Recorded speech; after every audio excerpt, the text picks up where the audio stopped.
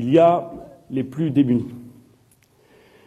Nous devons les aider à surmonter ce moment de crise qui fait peser sur eux des difficultés accrues.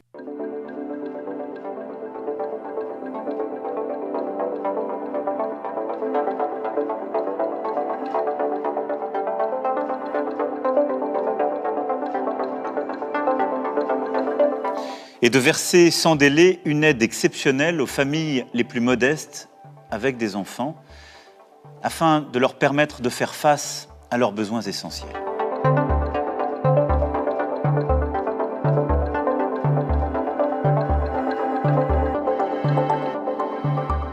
Il y a les plus démunis. Nous devons les aider à surmonter ce moment de crise qui fait peser sur eux des difficultés accrues.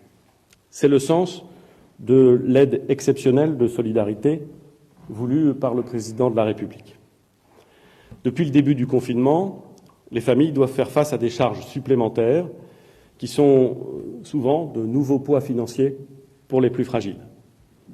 Comme les crèches et les cantines ont fermé, elles doivent faire face à des dépenses supplémentaires pour les repas, leurs dépenses énergétiques augmentent, des nouvelles charges, des charges de trop qui peuvent les installer dans des situations dramatiques.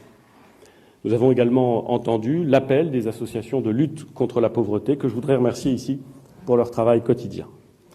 Aussi avons-nous décidé de verser dès que possible, c'est-à-dire le 15 mai prochain, 150 € par ménage au RSA ou à l'allocation de solidarité spécifique. S'y ajouteront 100 € supplémentaires par enfant. Nous avons également décidé de verser 100 € par enfant pour les ménages qui ne sont pas éligibles au RSA ou à l'allocation de solidarité spécifique, mais qui sont bénéficiaires des allocations pour le logement. Ce sera automatique, sans qu'aucune démarche ne soit nécessaire, et je précise que les bénéficiaires de l'allocation adulte handicapé qui touchent les aides au logement, ces aides au logement, seront aussi concernés. Au total, ce sont plus de 4 millions de foyers qui seront bénéficiaires de cette aide d'urgence.